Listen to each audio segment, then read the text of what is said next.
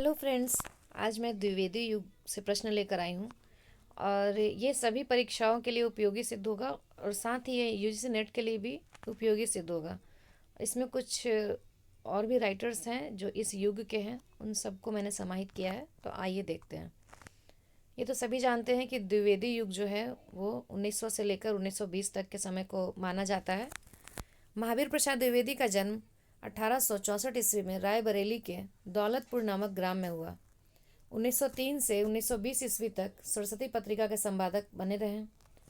काव्य भाषा में इन्होंने खड़ी बोली को अपनाया।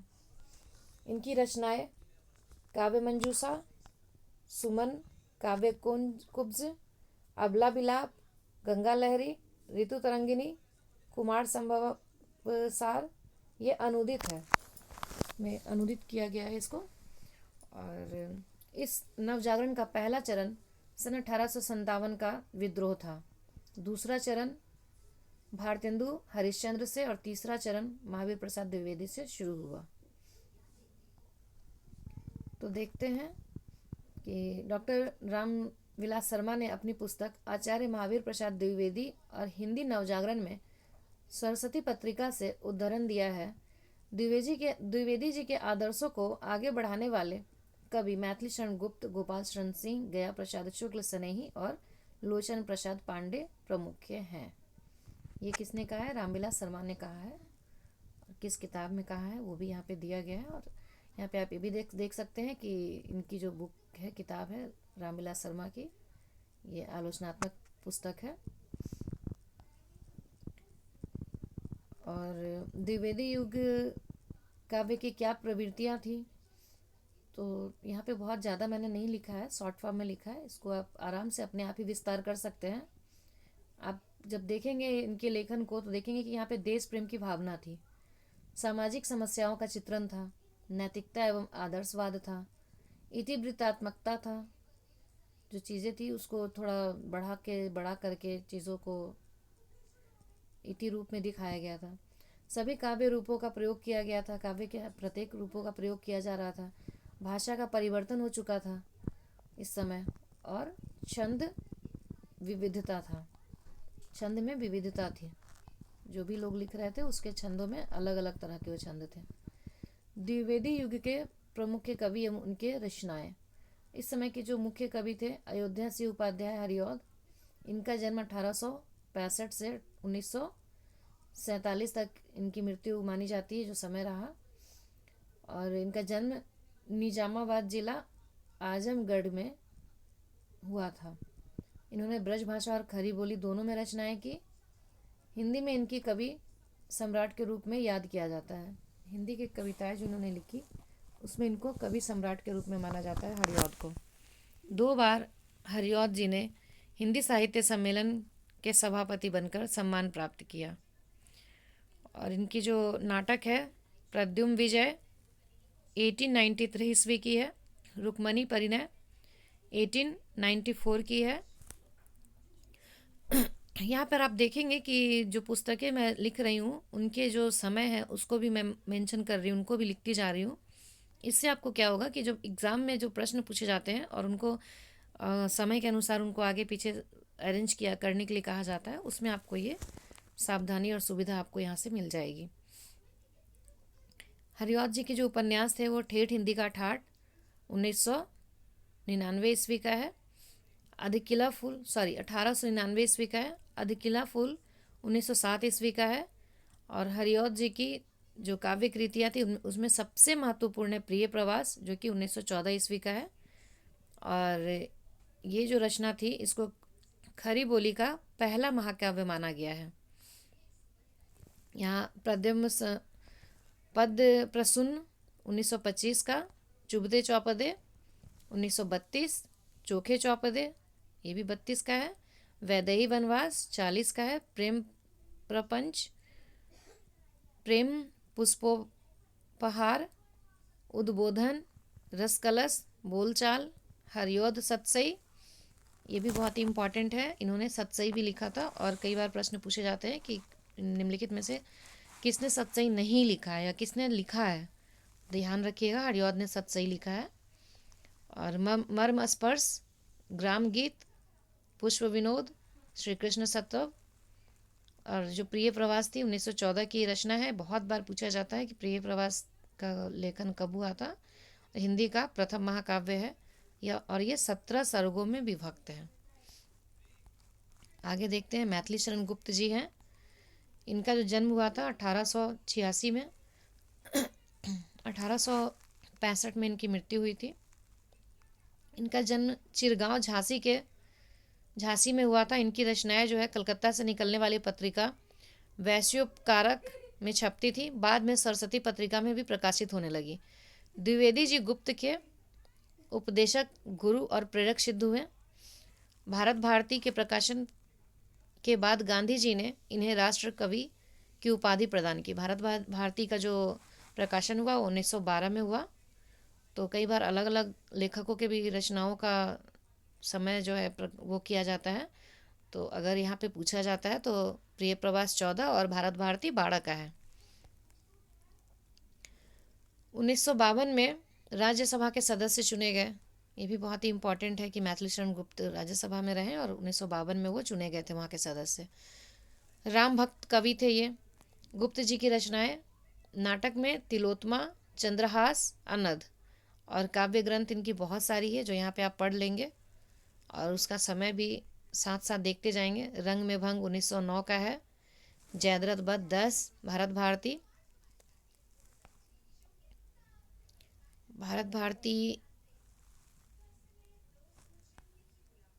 12 का है, 10 के बाद 12।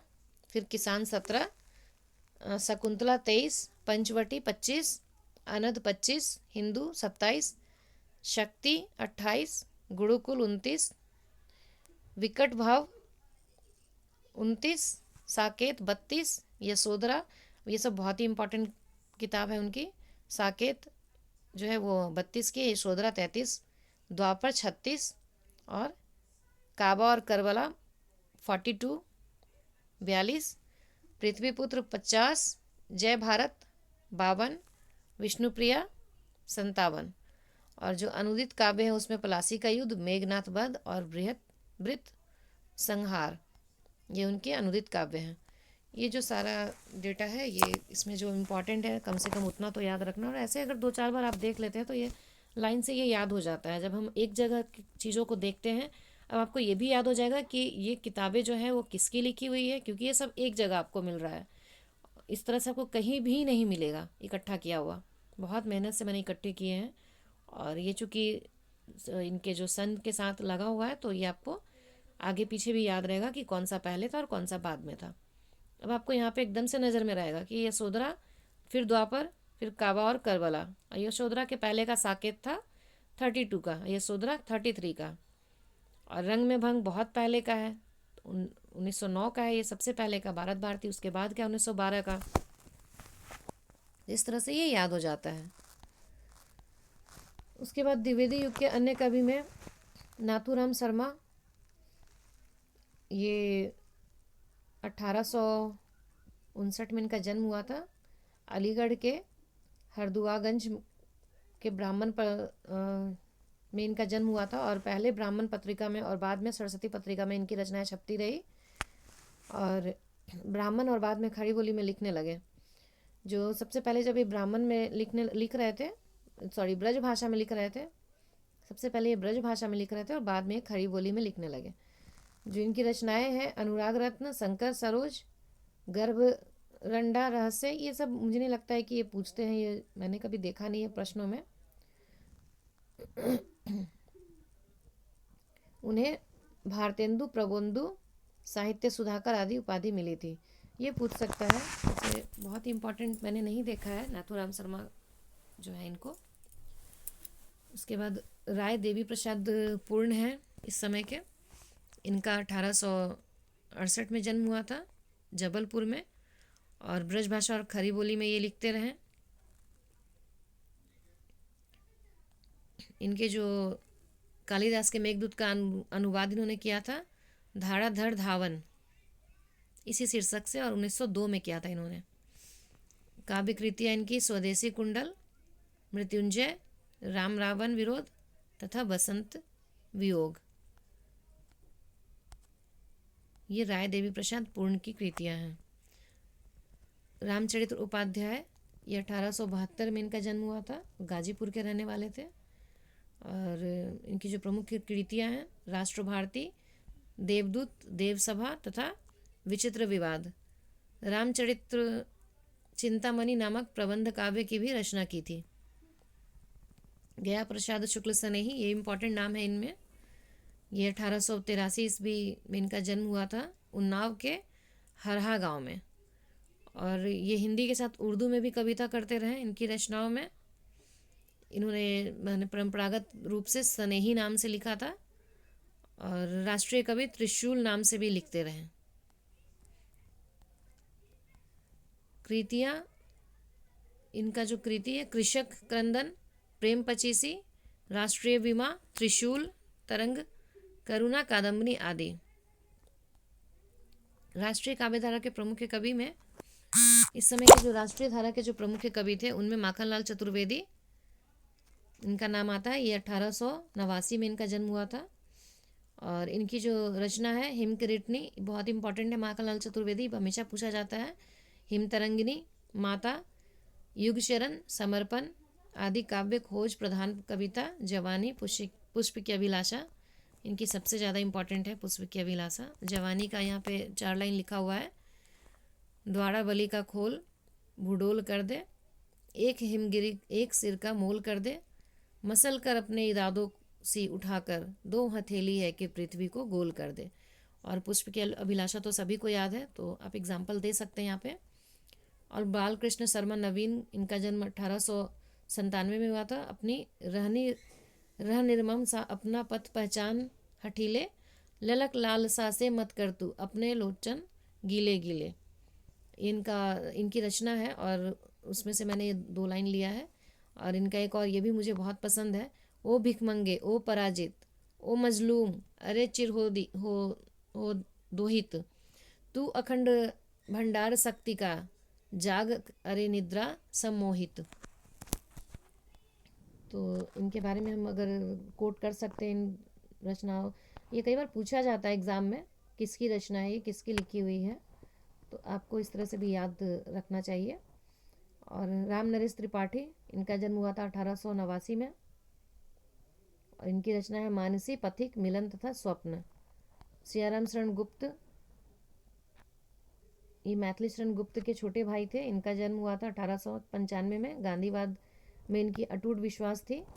और इनकी जो रचना है मौर्य विजय, अनाथ, पूर्वादल, विषाद, आर्द्रा, पाथे, मृण्मयी, बाबू और दैनिकी। सोहनलाल द्विवेदी, इनका 1906 में हुआ था जन्म। गांधीवादी विचारधारा के थे। वंदना के इस स्वरों में एक स्वर मेरा मिला दो, भैरवी, पूजागीत, वासवदत्ता और विस्पान, ये इनके जो लेखन है वो उनके नाम है ये सारे। और इसके बाद बहुत ही इंपॉर्टेंट नाम है सुभद्रा कुमारी चौहान का। ये 1905 में इनका जन्म हुआ था। त्रिधारा, मुकुल, झांसी की रानी, वीरों का कैसा हो बसंत, ये इनकी रचनाएं हैं। जलियांवाला बाग में बसंत कविता में इस नरसंहार पर कवित्री के करुण क्रदन से इनकी मूल वेदना मूर्तिमान हो उठती है। इनकी बहुत ही इम्पॉर्टेंट रचना है जिसमें इन्होंने अपने क्रदन को, अपने हृदय की जो भावना थी उसको अच्छे तरह से निकाला था, दिखाया था, जलियांवाला बाग में बसंत। और इनकी जो मूल भावना थी वो राष्ट्रीयता थी। पूछा जाता है कई बार कि सुभद्रा कुमारी चौहान की मूल भावना क्या थी लेखन का। 44 वर्षों में इनकी निधन हुई थी। राही कहानी इनकी प्रसिद्ध है। राही कहानी प्रसिद्ध कहानी है इनकी। और भी यहाँ पे पॉइंट्स दिए गए हैं, आप ये देख सकते हैं। 3 कहानी संग्रह, बिखरे मोती, उन्मादिनी और सीधे साधे चित्र, ये इनकी 3 कहानी संग्रह है। रामधारी सिंह दिनकर, बहुत ही इम्पॉर्टेंट नाम है ये। 1908 में इनका जन्म हुआ था। दिनकर ने अपनी काव्य कृतियों में हुंकार, रेणुका, विपत्तिका में साम्राज्यवादी सभ्यता और ब्रिटिश सरकार के प्रति अपनी प्रखर ध्वंसात्मक दृष्टि का परिचय देते हुए क्रांति का आह्वान किया था। ये तो सभी को याद होगा ही कि हो गया पूर्ण अज्ञातवास, दिनकर की जो रश्मि रथी है उससे ये ली गई है। ये सर्ग तीसरे से ली गई है रश्मि रथी से। और जो रश्मि रथी का प्रकाशन वर्ष है वो है 1957। इसका पूरा 7 सर्ग में लिखा गया है और इसके केंद्र में कर्ण है। कर्ण पे आधारित ये पूरी रचना है इनकी, रश्मि रथी। और बुद्धदेव कविता, दिनकर की बुद्धदेव कविता पूछा जाता है एग्जाम में, इसलिए मैंने यहाँ पे साइड में नोट लिखा है। श्याम नारायण पांडे, इनका जन्म 1907 में हुआ था। और हल्दी घाटी इनकी बहुत ही इम्पोर्टेंट जो रचना है, और ये महाराणा प्रताप के जीवन पे आधारित है। हल्दी घाटी तथा जौहर, रानी पद्मिनी का ये जौहर है, दूसरी जो रचना है वो जौहर, इस रानी पद्मिनी के जौहर पे इसको लिखा गया है। तो इस तरह से हम देखते हैं कि ये सारे राइटर्स, इसमें से अगर हम 5, 6 या 4 जो भी जितने भी हम समर्थ हैं हम लिखने में और जितना भी याद करने में, उतना हम अगर लिखते हैं एग्ज़ाम में आने पे तो हमारा बहुत ही अच्छा ये सटीक जवाब हो जाता है। तो इस तरह से प्रश्न पूछे जाते हैं कि द्विवेदी युग जो है उनके जो लेखक थे उनके बारे में लिखे, या द्विवेदी युग के बारे में लिखे कि किस तरह की रचनाएं की गई। तो आप यहाँ से जो भी आपको नोट्स मिल रहे हैं, जो भी इम्पॉर्टेंट पॉइंट्स लगते हैं वो आप यहाँ पे मेंशन कर सकते हैं। और द्विवेदी युग की जो विशेषताएं थी वो भी यहाँ पे लिखा गया है। तो सबसे इम्पॉर्टेंट है ये जो भाषा परिवर्तन में आप यहाँ पे लिख सकते हैं कि भाषा का पूरी तरह से यहाँ पे परिवर्तन हो गया था। पहले जो लोग ब्रज भाषा में लिख रहे थे अब वो खड़ी बोली हिंदी में लिखने लगे थे। ये बहुत ही बड़ा परिवर्तन था। ये प्रश्न में, इम्पॉर्टेंट प्रश्न में भी आता है, जो 1 मार्क्स के जो क्वेश्चंस होते हैं कॉम्पिटिटिव एग्ज़ाम में, उसमें भी इस तरह के प्रश्न पूछे जाते हैं। धन्यवाद।